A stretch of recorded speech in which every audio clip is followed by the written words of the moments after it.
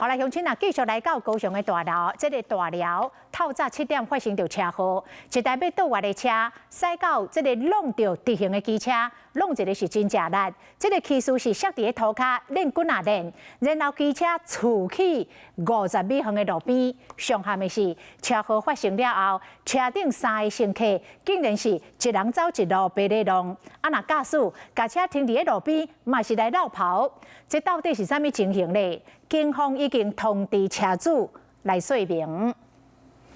这个轿车多倒弯尔，就甲直行奥多摆弄做一伙。骑倒摆人摔倒在地练几啊练，伊奥多摆呢出几啊10公尺。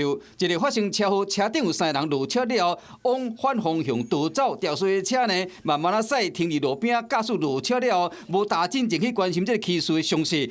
电对是甲另外2个人哪行哪走，想要密入巷仔内。发生这严重的车祸，零件落甲满世界。这个用路人赶紧停落来斗3工，救护车得到消息了后，赶紧赶到现场，将人送去病院。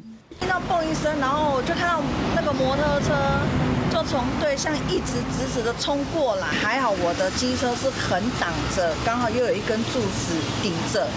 他那台摩托车才停下来，现在想到还会很害怕。然后有3个好像是外劳的，他们就下来就跑掉了。他们本来是用走路的啊，然后有一个男生他说你们还不赶快用跑的。早起6点外，高雄大寮区光明路2段市道180的路口发生肇事逃走的案件，看到骑倒的人倒伫涂骹，一车4人拢无咧关心，车放咧做伊走。59岁王姓男子骑机车受伤送医，现场已锁定开车车主身份，将迅速通知到案说明。这个车祸嘛去扫到路边一台奥多摆，是安怎规台车的人会赶紧要走？即嘛变成警方追查的重点。Hello， 我是张新文，想要抢先掌握最及时的新闻资讯吗？赶快订阅、按赞、开启小铃铛，锁定华视新闻 YouTube 频道。